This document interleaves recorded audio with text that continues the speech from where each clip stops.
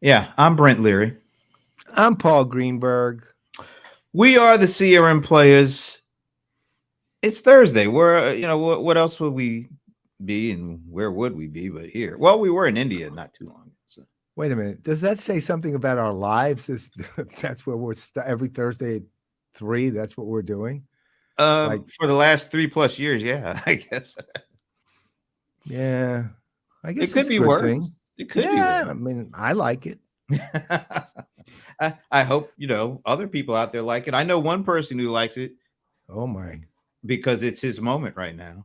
Yes, it is the moment of Sven. And Oh my god, okay, that is long. let me figure this out. I see GPT and I see players. I'm leaning to. Some dialect of Indian because there's Tamu in there. Well, that's what do you? Oh, Tamu. It could be Indian. It could be Indonesian or Malaysian too. I'm Mm. kind of leaning more there, but uh, more Indonesian, Malaysian, one or the other. I'm But only I seeing, see the word Tamu also, yeah, but that doesn't mean that just could be a word as opposed to a place. right. But since we were in that place, I'm going with whatever language that is local to because there's like what is it? Well, yeah, 100. 119 languages. And Sven, if it's that is literally the most unfair thing you've done to us to date.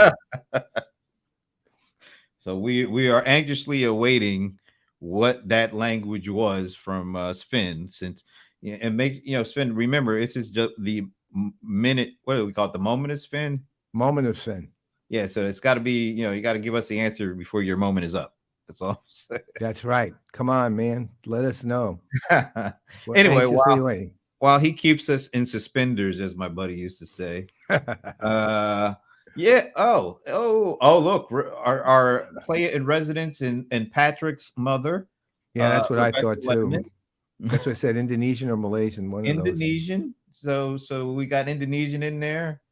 And we need Sven's answer though. Sven's Yeah. official. Well, here it is. Okay, here it is. It's a long explanation too.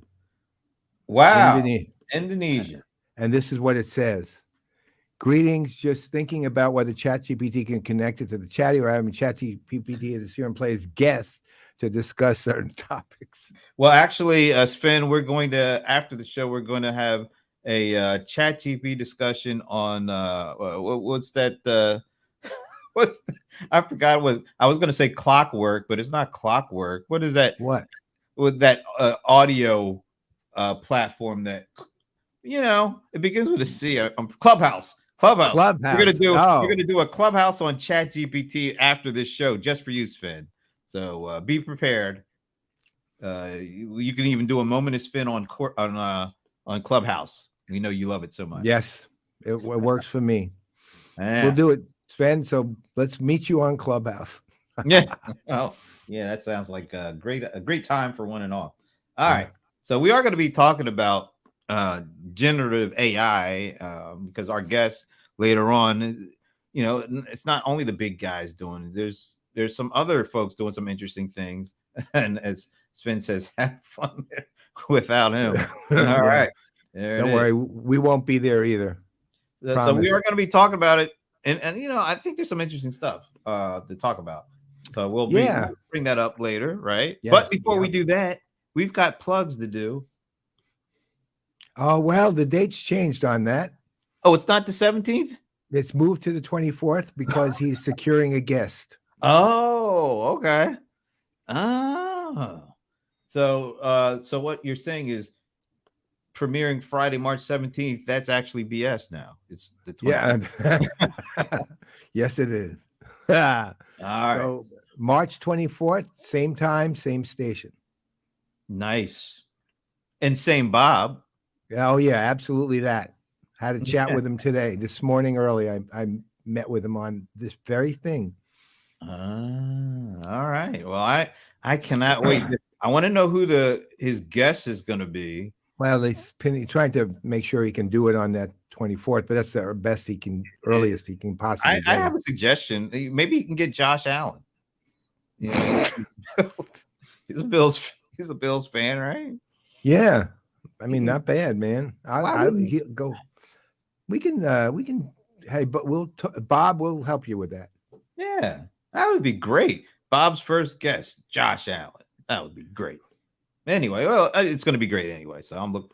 So the 24th. All right. Right.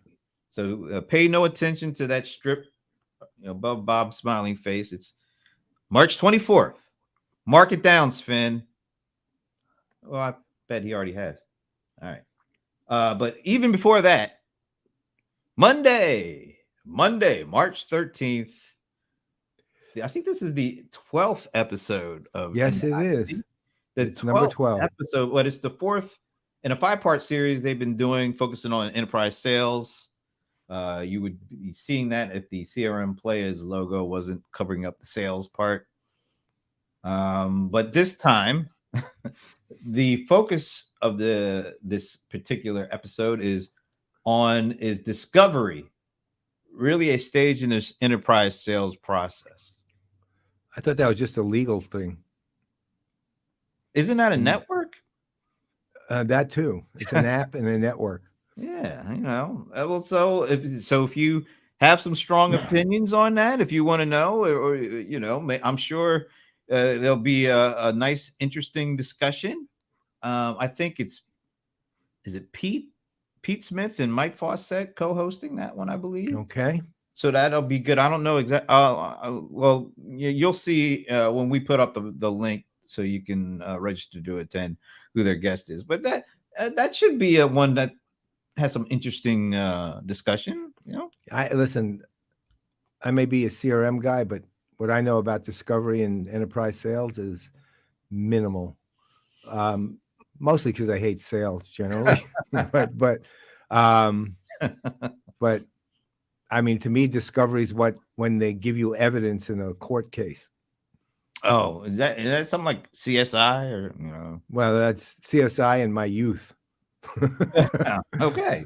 Well, all right. We'll tune in Monday and find out, and find out what they're talking about. I'll be there. I'll be checking it out. So, but the next thing is something that is just growing. People are really more and more excited about this. This next thing we're going to do, because it's Stump the Godfather time for Stump the it's the game that is literally taking the whole country by storm.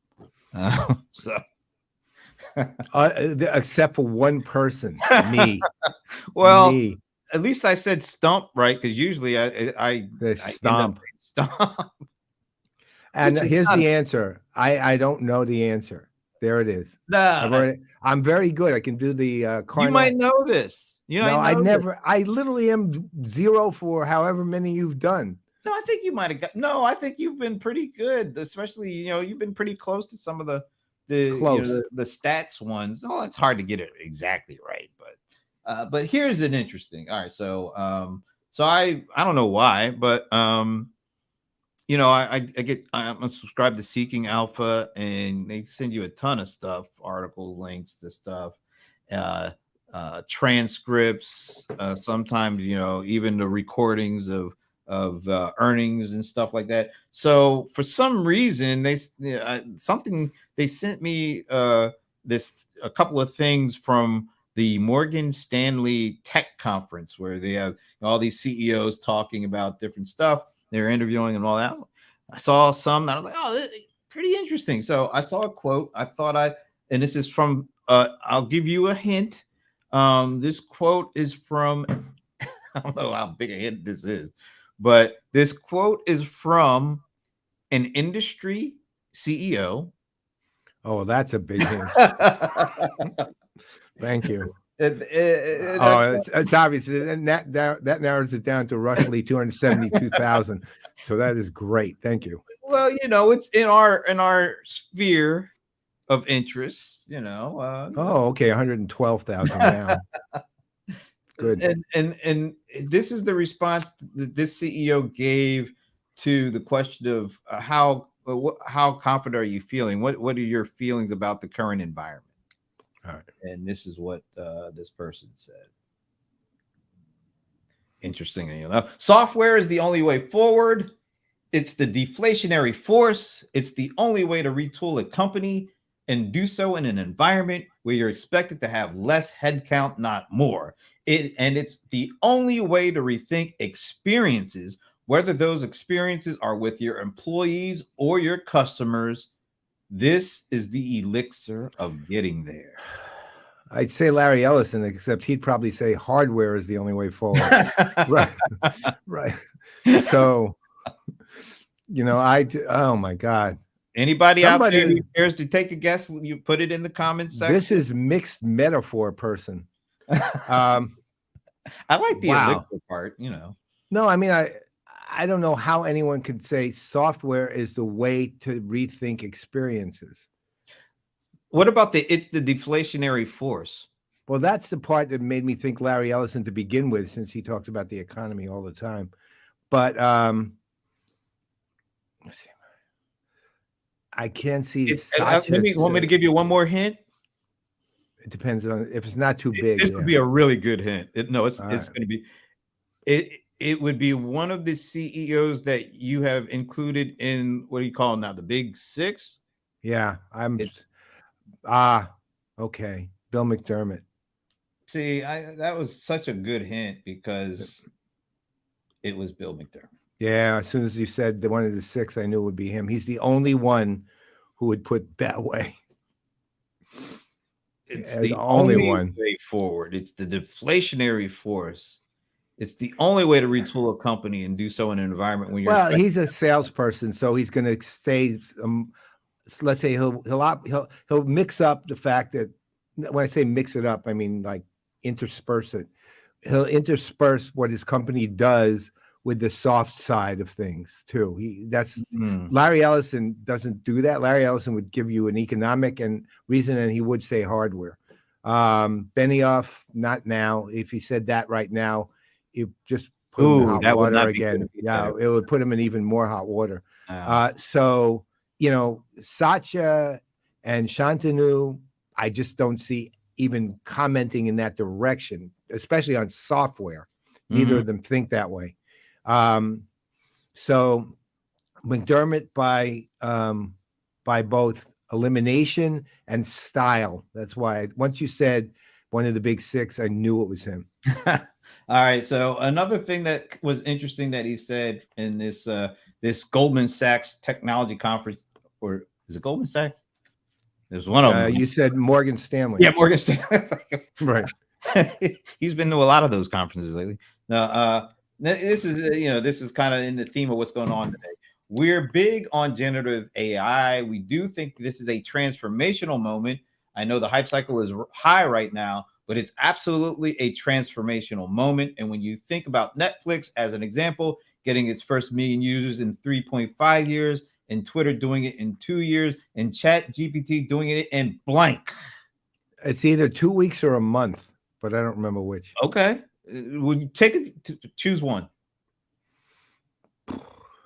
I'll say, just to be more exciting about it, I'll say 2 weeks. Okay. And the answer is 5 days. Woof, off by a week. Not bad. That's not bad. That ain't bad at all. Considering, so I think it's a transformational moment. He's not the only person who said that about this stuff.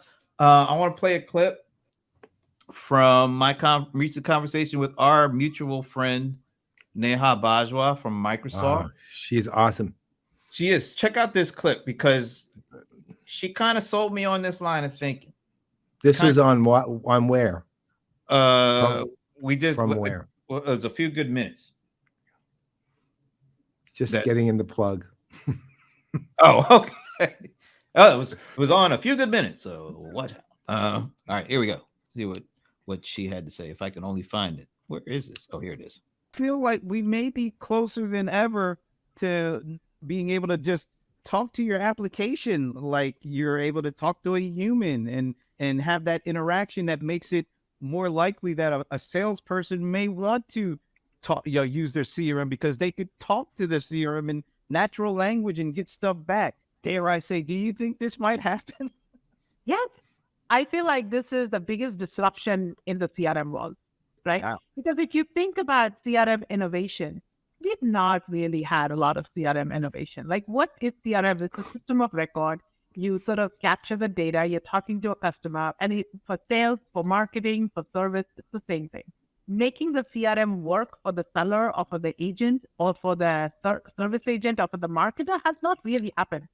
This is the biggest disruption, right? Because you can talk to your CRM in very natural, like simple, natural language. You can say, hey, look up this record for me, or help me craft this email, help me write this marketing campaign, and it'll sort of pull it all together. We talk about CRM, which is like, okay, is it enough? Customer data platform. That is a complex system, right? Because it is based on SQL tables. You're really doing SQL queries. At the back end, it's a database. It's a relational database, and there are rows and columns, and you have to do joins and cojoins, and you're basically building a lot of data, and you're getting a lot of data. Being able to work with a CDP is hard. You need data wranglers. We need data scientists. We need data wranglers, people who can understand data and how do you manipulate data. With Copilot, you don't have to do that anymore. Let's say a marketer wants to run a campaign. What is the best geo to run a campaign in? Or create a segment of such and such profile. And then you could write a natural language query, and it will do that entire analysis for you, and it will tell you, here's what you need to do. It'll give you back in a human language. So you don't have to write SQL queries anymore.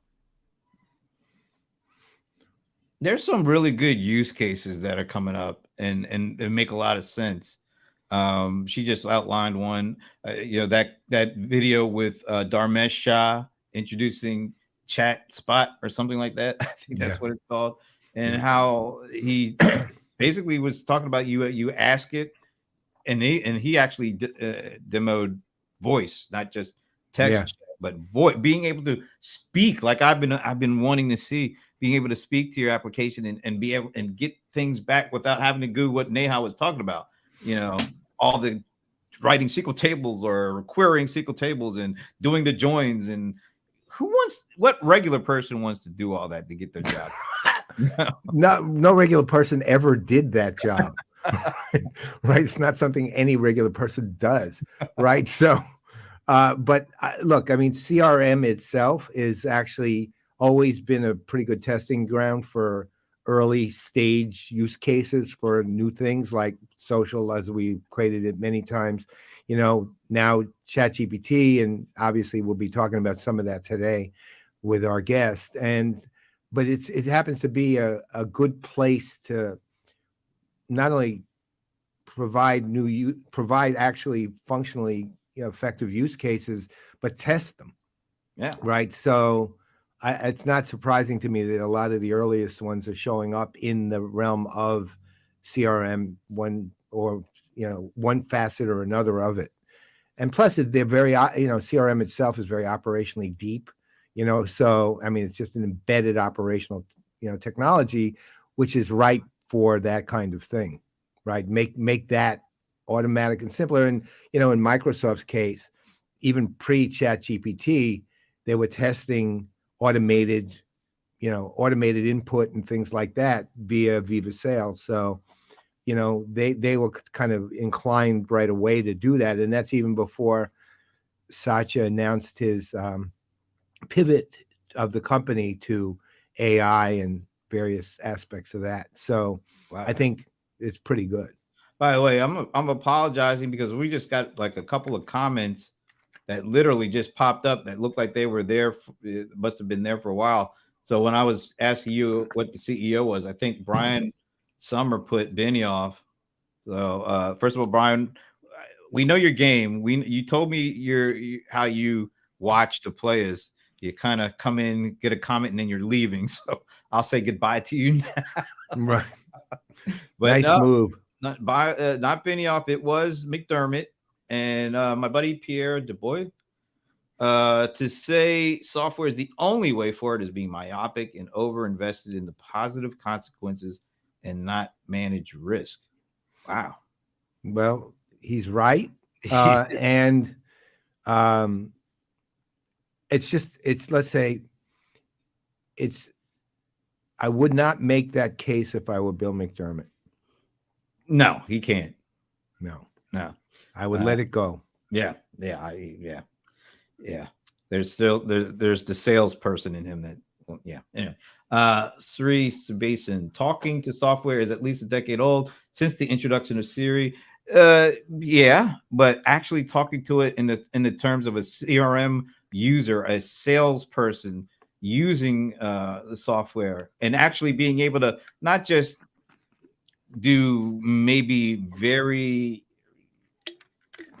easy queries, but actually being able to use it and talk to it in such a way that they don't have, that's like their primary way of interacting with the application, as opposed to being maybe a singular command here or a singular command there. But really, because we all know right now, salespeople really, they don't like using CRM. They don't like it because they don't want to type. Yeah, they never knew what it was, what was in it for them.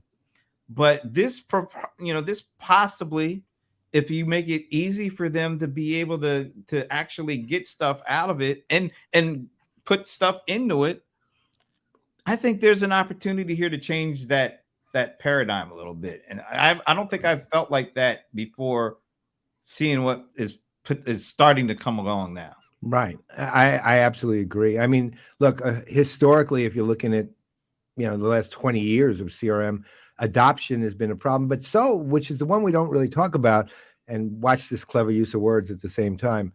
But even when it's adopted, adaption is a problem. Ooh. Meaning, adoption.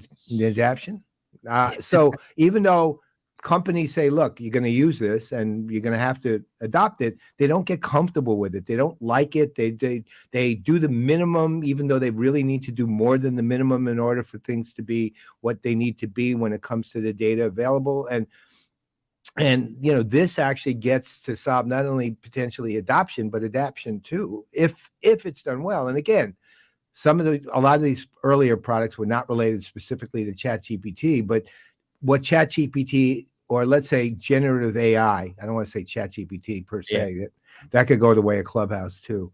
But what generative AI promises is the ability to make it a lot more usable than it's been. And again, it's not that it's going to be, I'll call it, I don't know that I call it innovative per se, but I call it valuable, right? It's a valuable capability added to CRM that makes CRM even more potentially effective and useful to the people who need to actually use it. Yeah. And I will say, talking to your application has been around forever. Like, you talk to it and say, you piece of, people do that. That's right. And Siri is a moral compass. That's all. But you know what? It's not talking to it. It's conversating with your application. Yeah. Conversating. That's right. We're going to conversate. Dan is giving you a shout out for, distinguishing between the two. Yeah.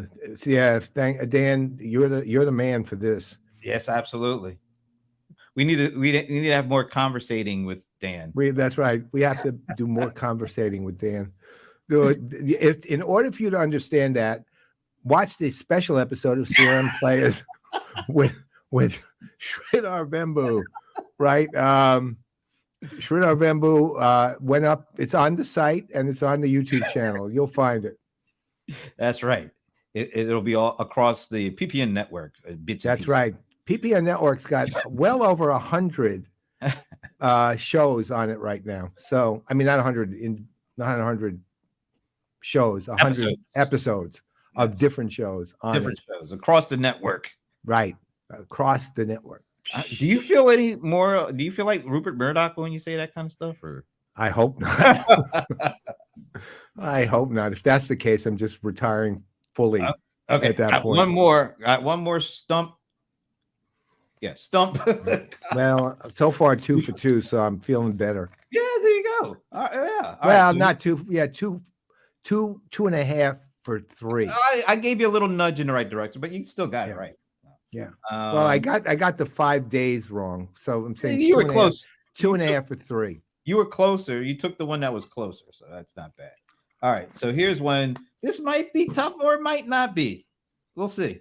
That's pretty much every one of them might or might not be tough. So once again, I for whatever reason I was perusing the transcripts of a call. I think this might still be the whatever the one. I forget. It wasn't Goldman Sachs. It was the other one.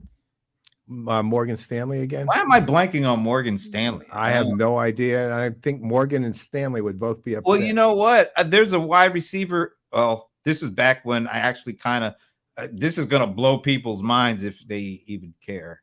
But back in the 70s, I actually kind of liked the Patriots, and they had a wide receiver called Stanley Morgan. Stanley Morgan, I remember him. Really good. Yes, he was quick too. I think he was number 86. So I'm not, but he Yeah. was great. That was back in the days of, well, right after the days, I guess, of like Gino Cappelletti. I think he was in the 70s. Yeah. Remember when Darryl Stingley, unfortunately, Yeah. he was around that time. Anyway, Right. So Cappelletti was the 60s. yeah. All right. Anyway, And- we just completely digressed. And Babe Perilli was the quarterback Wow. for Okay. the 60s Patriots, the Boston Patriots. Well, and that Well, is they your were Boston lovable sports fact for clowns. today. They were lovable clowns back then. Now Yeah. they're just clown. Now they're just Yeah, they're clowns. just. All right. So here's the last Stump the Godfather. Name the company. Now, there's a person who's speaking, but you'll never know who that person is. I just want you to name the company that she's talking about. So I'll read it, and anybody else who wants to get in and throw an answer in there, feel free to try it out. I've been at blank for 15 years, and as Matt said, so there's there's a clue. There's Matt. Do you know who Matt? All right. Oh, yeah. And as Matt said, we are known as a blank. See, I had to take away that because that would have been a dead giveaway. A blank company. We aren't known as being in the healthcare sector, but I started the practice 15 years ago because there was this revelation that said in order for us to do efficient computing that is going to take us through the next 10, 20, 30 years and beyond, Moore's law is ending, and we need this idea of accelerated computing. Yeah. All right. Do you have a guess as to what this company is? Who this company is and what this company. So let's put it this way. Why in God's name would I even vaguely possibly know this? Because this company is in the industry. Well, so what? I mean, well, our companies in our industry claim to be everything but being in the industry, right? So, I mean, I'd say just because it says healthcare, but it throws me off with the 15 years ago, I'd say either it could be Oracle, it could be, I mean, I'd say Oracle only because of the current acquisition or the recent acquisition. Oh, Cerner. That said, could be any. It's not ServiceNow because they weren't doing this 15 years ago. SAP was not, I don't think. Salesforce, I have no idea when they started a healthcare vertical. I have a clue. Certainly don't put Adobe there, and that kind of Microsoft. See, Microsoft made acquisitions a long time ago because I wrote about them in my book. And there was a lot of healthcare acquisitions. Now, whether this is Microsoft, I have no idea. I'll say Microsoft only because of the fact I literally wrote about their healthcare acquisitions in one of the editions of CRM at the Speed of Light. And I think it was the third, not the fourth. And that was about 15 years ago. Wow. Okay. Well, that's really a good rationale for your answer. It's probably wrong though, but it's nonetheless still really. I'm going to say Microsoft, and they're known as a, I don't know, technology company, software company. I think that's a great attempt. It was actually NVIDIA. and the reason that I had to put a blank because it says I've been at NVIDIA for 15 years, and as Matt said, we are known as a blank. If I had left gaming company, it would have been a dead giveaway. But who would have thought NVIDIA has been working on health AI for 15 years? No idea. That's for sure. And I don't even know that I put them in our industry exactly. I just put them in a company we like a lot. Or unless you're calling PPN's industry, then they're in Well, it. it seems Then like they're in it. AI is starting to reach Yeah. everything. So. Yep, pretty much. So that was probably the toughest out of the three, I would say. Yeah. Kimberly Powell. I will remember. Yes. So who is she? I don't know. No, she heads up their health AI. So she's the okay. So she's the head of that. Okay. Yeah, she's Cool. their vertical head, I guess, for that. That was fun. That was better than usual. We're working on it. We're moving in the right direction. And I wanted to have a good lead in because I see our guests in the green room, and it is that time. So, as I normally do, when it comes to guest introductions, I turn things over to the venerable Paul Greenberg. It's the one time I'll accept the word venerable, right? When I do introduction. So, our guest is the founder and CEO of iEnterprise. His name is John Carini. I have known John, I'd say, a little more than a decade, or around a decade. And I got to tell you something. Look, the man is a good man. I mean, he's just generally the kind of person you meet, you like, and you want to hear what he's got to say because he really is that kind of, how would I put it? He portrays that kind of honesty and sincerity that you want to see in a CEO. What they do is actually very interesting because they do it. They don't have the reach, let's say, of the big six or anything like that, but they do really, really good work. So when I met John, I met him at a CRM SugarCon on an analyst day track. And iEnterprise, I think, had a booth there, if I remember, at the SugarCon. And I went over and started talking to them, and they had built a mobile version of Sugar. I think that's what it was. It was kind of connectors to Sugar for mobile. He is shaking his head in the affirmative in the green room. Just that perfect. I mean, and the thing when I saw it, I mean, you know, I had heard people saying, "Oh, we're going to do these kind of connectors," but that was one of the first ones I ever saw that actually was an effective mobile instance of Sugar CRM because of the connectors that they had built.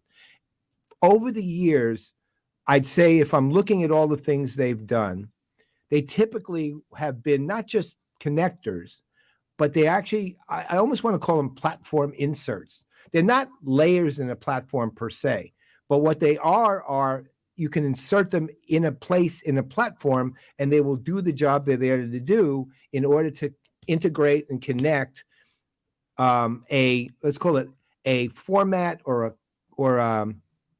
a capability to a typically CRM capability. And I won't tell you why we're having him on the show until we bring him on, but you're going to like this guy. And this is a company you really need to pay attention to. And let's bring him on in. Hey, John. Hey, thanks for that intro. That was great. Now I have to be sincere and honest, though.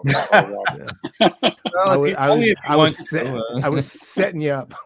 There we go. Now, you guys are a blast, though. I was watching for a little while on Facebook, and I see you had me laughing. I wanted to read your bookshelves, but I can't read them that way. Oh, I got the blurry thing. You got the blur. Yeah. That's because you don't clean your office enough. You need the blurry thing. So I mean, why don't we just tell before we get into the specific of what we want to talk about with you? Why don't you fill people a little more in on iEnterprise? Because I think it's been a company that's produced really good stuff for a long time now. Thank you. Yeah. So I guess what's really interesting is the company was founded on the concept that we should integrate CRM with email and calendar. And that was in the mid to late 90s. That's crazy, right? So it wasn't called CRM. It was SFA and contact management. and the email platform at the time was Notes and a little bit of Exchange, right? So, Wow. but it's crazy, like, because our Notes. biggest selling product right now are these integrators, or we call them connectors, that connect Gmail and Outlook with all the popular CRMs plus our own CRM. And then somewhere in the middle, we did one of the first, if not the first, mobile CRM. And it was really interesting because at the time there, it was like one of the first forays into like APIs, where you really used APIs to connect information. And I'll give Salesforce a lot of credit for like kind of ubiquitizing, I think is the word, the whole, the API world, and anyway, that was very interesting. And then, we reinvented ourselves yet again as, as this integration company or connector company, and we just tried to do it better than everybody else. And I actually find it amazing that most of the big six, as you call them, they really have fumbled the email CRM integration. And like people spend, I have like one study I always quote. It says that people spend 30 hours a week checking email. That isn't writing it. Oh, holy crap. It's crazy. So I it's think really important. And I don't know if you want me to mention like the latest thing or if you want to hold off. No, Yes. you can start, and we'll get into the overall discussion too. Yeah, go ahead. So we're kind of a company that connects things, right? And we had a foray into voice too, where we did an Alexa CRM integration, and that was really cool. And I'll talk a little bit more about why that's hard in a little while. But I heard you guys were talking about voice just a minute ago, and then most recently we did a ChatGPT integration into like our email connectors, and so you're kind of in the email connector, you're seeing your CRM information, whether that be Salesforce or Dynamics or Zoho or even our own CRM, and you can kind of answer emails using ChatGPT, and you can translate them. You can create a message in another language like French or Italian or whatever. And anyway, it's really cool because ChatGPT is really good at this conversational stuff, right?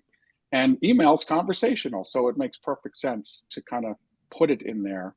And we could talk about how whether you can go beyond that, because that's where it gets a little difficult. Because like I feel like ChatGPT is really good at the conversational aspects of AI, but maybe not so good at doing specific things like updating a specific item or calling an API and making a change. I feel like it would need to be like some sort of unstructured data in the back end.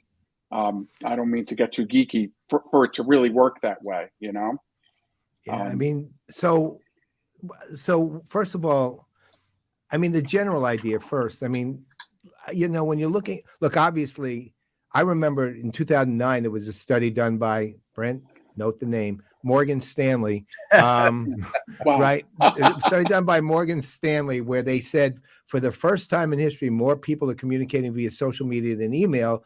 And that was everybody went, well, the answer was that's not actually. Was that 2009? Yeah, it wasn't true either, right?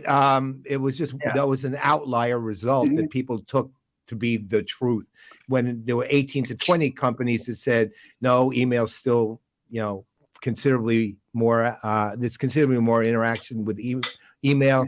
And of course, end of email has been predicted about 8 million times already.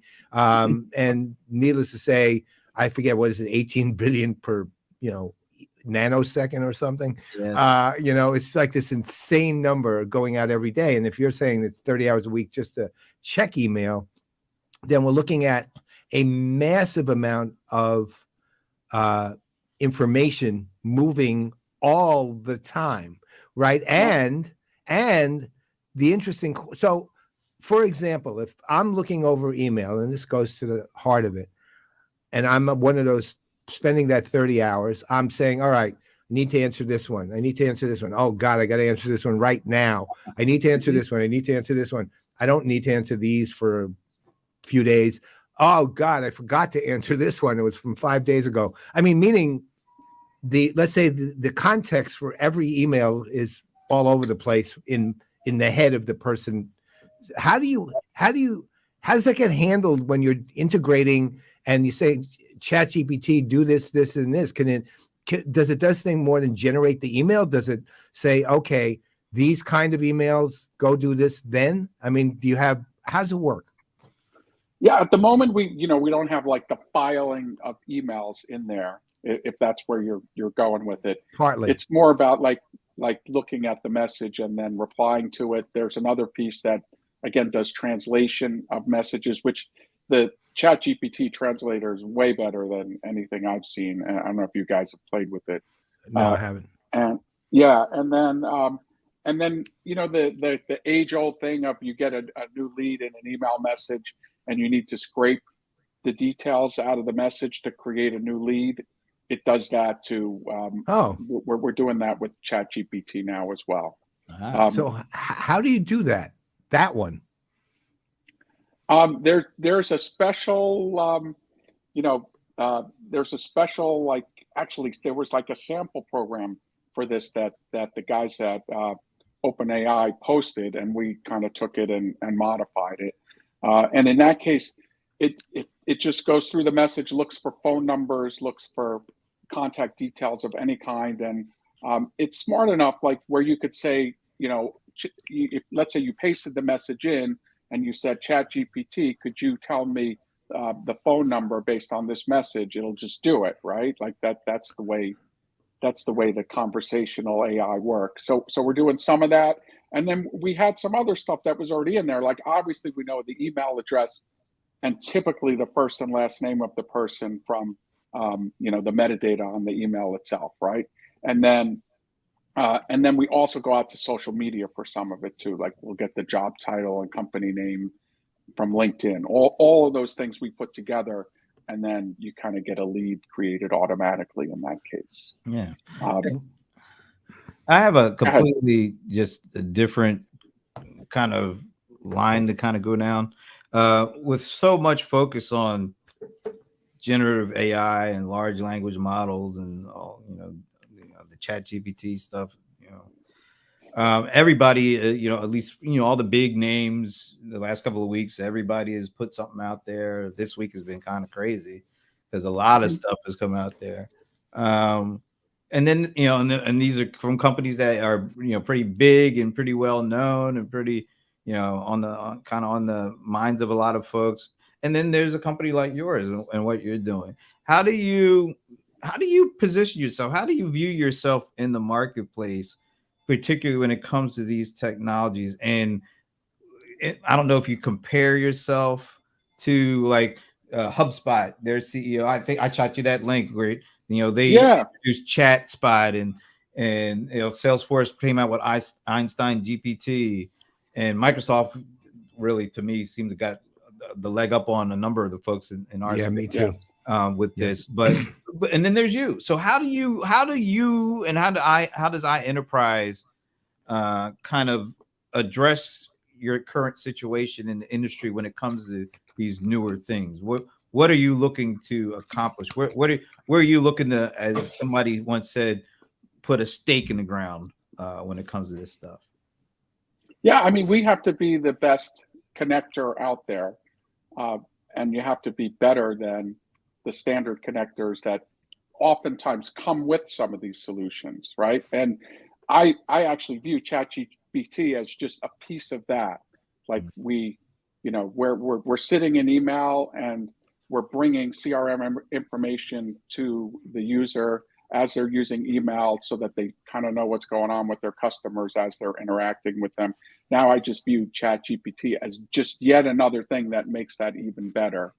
And the big six, I don't know why, but they're really not focused in this area that people spend 30 hours a week in. And if your CRM's not appropriately rendered in your email client and your calendaring client, like guess what? You're not using your CRM. And I heard you guys talking about adoption.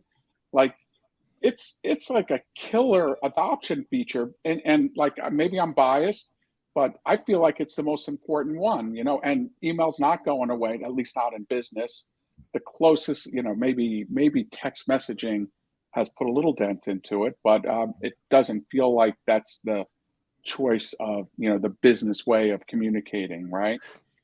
Anyway, like so we just have to be better and make it part of this connector that's better, faster, and different than the others. For example, we use in Gmail, we use something called a Gmail add-on. I don't know if you guys know the difference between that and a Chrome extension, but the Gmail add-ons run in the cloud on the Google server.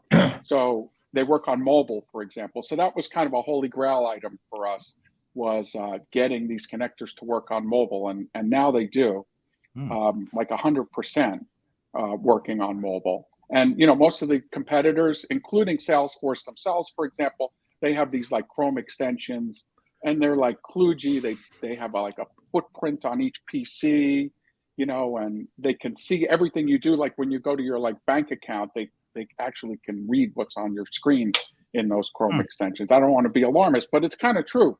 Whereas ours is sitting in the cloud and it's just communicating directly from email to CRM. And I think Salesforce is phenomenal. I don't want to like, you know, bash them. They're especially their ecosystem's amazing, and we're a big, you know, we're a big Salesforce partner as well. So anyway, I know that was a lot. No, it's that was great.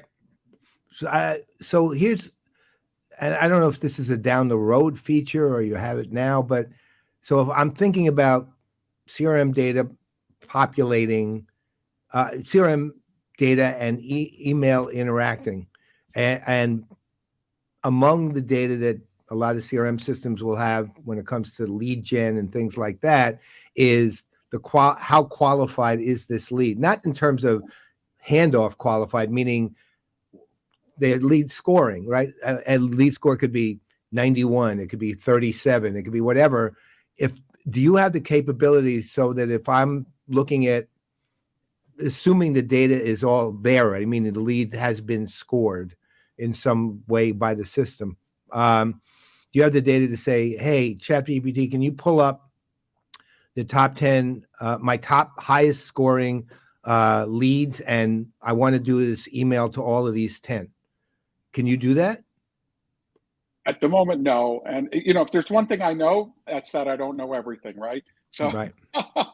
But it's interesting. I feel like to do something like that, you need to like really put the data in some sort of repository where like AI can like analyze it at a, you know, and crunch it, you know, and really understand the data. And I feel like maybe that's not our job. Maybe that's the job of the CRM vendors themselves to really like to put the data in a place where it can be crunched like that. Right. So I don't know if I would go after that. But again, I don't know everything. If there was an easy way to do it, we'd do it tomorrow, right? Well, I know Microsoft with Viva Sales has been mostly, you know, the initial phase has been automating continually repetitive tasks and also just boring tasks, even if they're not repetitive. But I know also, you know, they're thinking on the big scale too. And, you know, I'm fascinated by where this can go in terms of let's call it the AI becoming a genuine assistant, really. I mean, a real assistant, you know, as opposed to, you know, generating some, you know, taking some notes or writing up something. I mean, I'm really interested in the translation function that you talked about earlier. So how many languages does that handle? Whatever number of languages ChatGPT does, which I could ask it if you want. Yeah. It's hundreds though, and it's really slick. Like it's a lot better than the other translation engines I've seen in the past. Like Google Translate, better than that? Yeah, like that. It just gets the gist of the conversation, instead of doing a literal translation, and it makes a big difference in my opinion. Yeah, well, it keeps the conversation null, which is Yeah. awesome. It's amazing. Yeah, but like maybe I'll talk a little bit about like what we did with the Alexa thing, and like we had this Alexa, and we still have it, and we tried to create an interface for Salesforce and for our own CRM with Alexa, and we did it, but the problem is it doesn't really understand what you're saying, and that's what's a little different than ChatGPT. It kind of understands what you're saying, but I feel the hard part, like let's say we instead of we replaced Alexa with ChatGPT and tried to do the same thing, and we were doing things like, hey, what's my next meeting? Give me my top lead. All that was one thing you just mentioned, which then we were going to a specific report and looking at the lead that was on top of the report and reading it or something like that. But you have to like point it at something precise. It's not like conversational, right? And the problem, I think, and I think the challenge with AI and CRM is that CRM is in a structured database, and you need to do like structured things, or your data will be a mess, and that's really bad, right? As we all know, we need like good data in a CRM. Whereas, like, let's just face it, especially me, I'm crazy, so like I'm unstructured, right? And the way I talk and the way the way we converse with each other is completely unstructured. ChatGPT gets that, but now how do we translate that into like some sort of structured format? And I feel like that's a big challenge. And that's kind of why we went after the email, because we felt it was conversational, and like the AI, I'll say this too. I wasn't a big, until I saw ChatGPT, I was very skeptical on AI and really being able to like do something intelligent is maybe the word I'm looking for. Because everybody was using the word AI, and they just put in a couple of extra if statements in their code, like that was their AI. But this is different, and it's actually really interesting. Anyway, that was a lot of stuff too. Sorry. No, it's all helpful though. That's the thing. Yeah. I guess what's a little weird about me is I'm like half technical and half not. Like so. Yeah, but that's a good thing. It really is. Yeah, I think I made my whole career like explaining technical things in layman's terms, like. Well, that's it. When I met you on the mobile sugar thing, that's how you explained it to me. It was not technical. And I saw it working too, which was actually amazing. I'm still trying to remember the name of the CMO at that time. It was after Nick, what's his name? Halsey left. It was the one right after that. Is a woman, and I can't think of her name though. And she'd been hired from a big company. I just can't remember. I'll probably remember right after we finish. Well, yeah, if you do, pop me a note, because I really am curious. I cannot remember to save my life. That? Yeah, I was. It was right after that, because that would pinpoint when I met you, right, for sure. I remember that.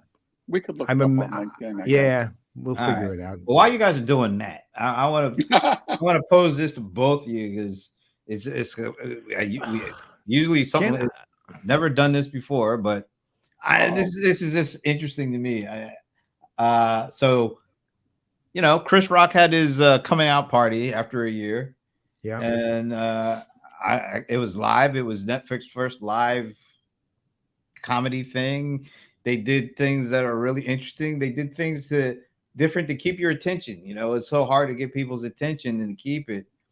So why not do Chris Rock after the year, of the slap and not saying anything, and Netflix looking for ways to get people to watch their stuff. They combine, and that made me think of something that Chris said. The biggest addiction in America is attention. We can't get enough attention. We used to want love. Now all we want is likes. How much do you agree with that? I mean, I completely bought in and caught my attention. No pun intended. Did you But like it? I watched the whole thing. Yeah. But I mean, it feels like everything is designed to capture our attention now, and including not just the personal stuff, but you just talked about email. I mean, I'm talking to Paul earlier today. My the last couple of hours, I've been getting nothing but PR pitches about ChatGPT. And people trying to get your attention so that they can transfer. How is this something that's going to get worse with ChatGPT? The attempt to get all of our attention, it feels like it's getting worse to me. Well, ChatGPT is like a way to get attention, right? That's for sure. Right. Go ahead, Paul. No, I was gonna say, I mean, that's not like that. What he's describing has been evolving for years. I mean, we go all back. Remember the attention economy, right? You know that. I gave that quote. Wow. I wrote that in an article, and it's still being used 15 years later. But to your point, is 15 years ago when it started being used, right? And how many times have we seen the mantra of we have to separate signal from noise, right? I mean, it was all about how do we get the attention given all the noise that's out there. And my newer mantra is we have to separate signal from signal, because there's a lot of actually good stuff out there that you have to separate. You have to still show distinction, but it's all based on getting attention. Now, do I think we used to want love? No, people still want love. That's more comedic license, but he's right about the fact that look at the brand influencers and people like that. It's all about attention. Well, it's digital love, which means likes. Yeah. They don't want you to say I love you. They want you to click the like button and subscribe and do all this sort of stuff. And I think that's what he's getting. He even said something that people are fiending for likes to the point where they post the most ridiculous stuff only to get. And my buddy John Rice Lawson says it's a dopamine effect. It's like they post this stuff because they want that affirmation in terms of likes, and not people saying I like you, but people hitting a like button and commenting. On the more extreme side, there's a personality type that literally their entire personality, they don't care whether they do good things or bad things. They do them so that they're the center of attention. That's it. I mean, their only interest is to be the center of attention, and there's no particular moral compass involved. They may do something that looks fantastic and is, because that makes them center of attention. And then the next day they may go do something nasty because that makes them the center of attention. No, go ahead. I want to say one thing, and like social media is like the best and worst thing that ever happened, right? But the genie's out of the bottle. Right, it's not like you're going to put that genie back in the bottle. And what he said is kind of true, but it's just going to perpetuate, because that's the world we live in, and it's not going to go back to the way it was. I agree with you 100%. So do all the stuff we just talked about, generative AI, large language model, does that pour fuel on the fire for this stuff? Because it feels to me like it's getting set up to do just that. Well, I mean, it's going to be either way, whether it's deliberately being set up, there'll be a byproduct like that, one way or the other. It's going to happen. I mean, ultimately, if you're still dealing with human beings who want the attention, right? So, and they're going to do something to get it, whatever it is. And ChatGPT said, if there's a look at me somewhere in the ChatGPT universe, then they'll do it, right? And first to market. Those kind of stuff.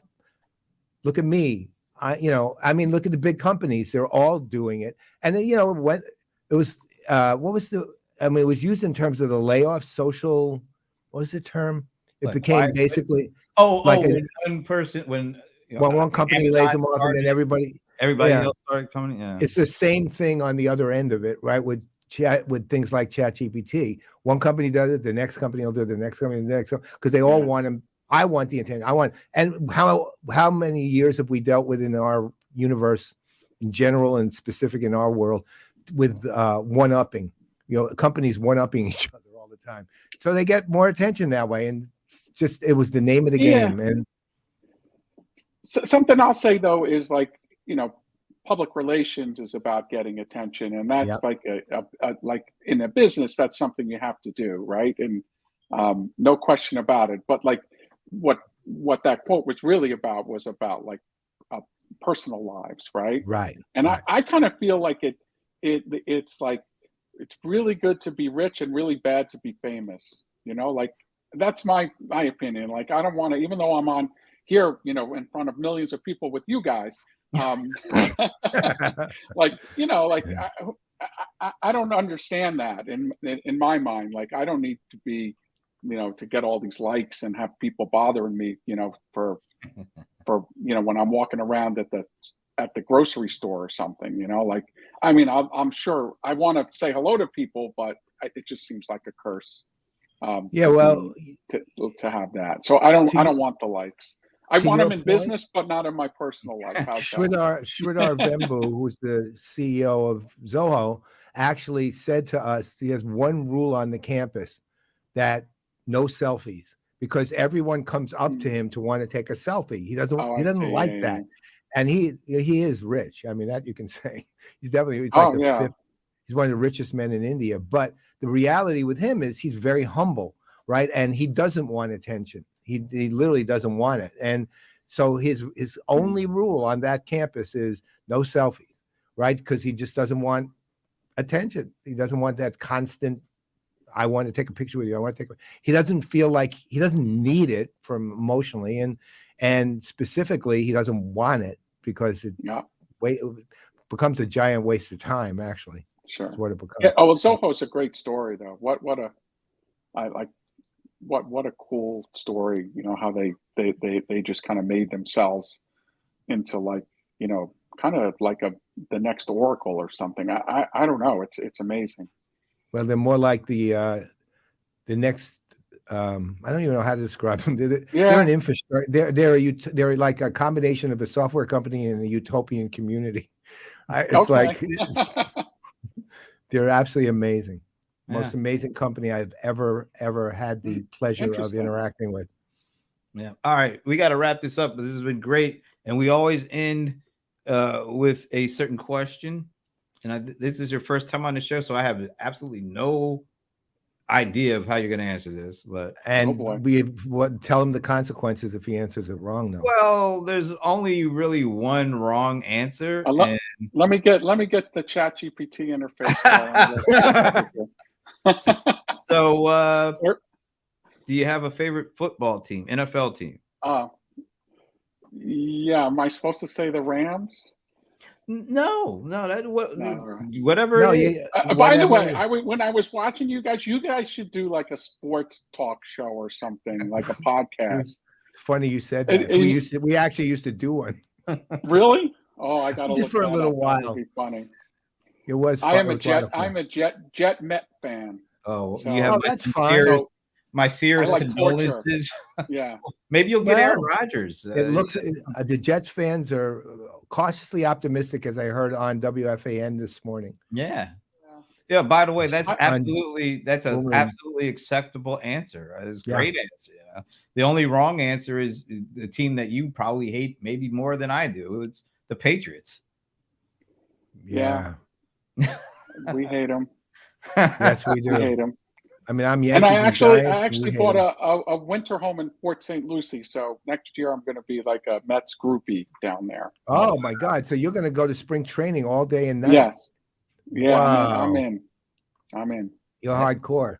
Well, look. If the Jets get Rodgers, you're doing good. And it will. I'm not. Yeah. I'm Yankees and Giants, but I root for the Mets and the Jets too. They're New York teams. Me as far too. as I'm concerned, that's how it is. You root for New York teams.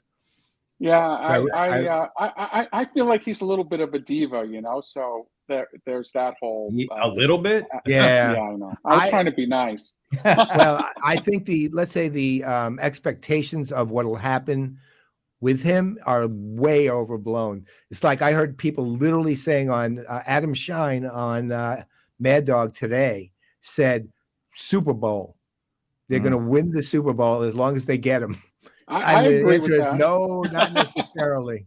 They may. It's He possible hasn't- you get to the playoffs, but Aaron Rodgers hasn't been to the to a Super Bowl since 2010. I mean, where's all the enthusiasm? That, oh, they get him, they're automatic.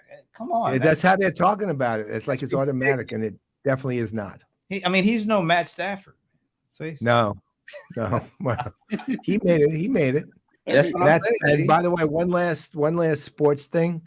Matthew Stafford on I think it was The Athletic, was still named as of now in the top 10 quarterbacks, number 1. Huh? Yeah. I'm just telling you. Number 1. What are you talking about? Top quarterbacks? This was The Athletic was rating quarterbacks, and they had this guy who couldn't even come up with 10. He said, "I only can come up with 8. I'm not putting Daniel Jones in." Right? Are you talking about the NFC quarterbacks or something? Not all NFL quarterbacks. Well, he just said NFL. He was just looking at all NFL because he also had AFC. I think. Wait a minute. No, it had to be. Even I don't remember Mahomes being number 1. And how could Matt Stafford be above Mahomes? I don't know. I just got that. Yeah, Jalen Hurts is number 2. So this is NFC quarterback. Was that this? Did Stafford do that rating system himself? I don't know. It was peculiar, and I look. I don't put Daniel Jones in the top 10 either, even though he signed for a ridiculous amount. But he's not bad. I promise.